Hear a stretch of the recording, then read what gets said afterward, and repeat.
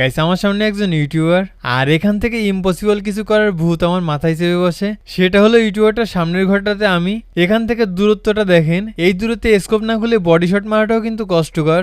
এখন আমি কি স্কোপ না খুলে হেডশট মারতে পারবো? সেটা দেখার আগে লাস্ট জনের এই ক্লিপটা দেখেন। ভাই আমার টিমে কি আছে দেখতে পাবো না ভাই।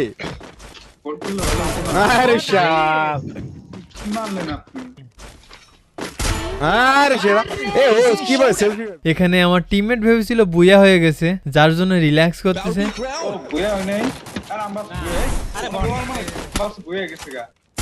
আরে যাই হোক, তো এবার ইউটিউবারের ক্লিপে ব্যাক করা যাক। এটা নিয়ে সে কিন্তু ভিডিও বানাইছে, প্রথমে সেটা দেখেন। এবার আমার ক্যাম থেকেও দেখেন।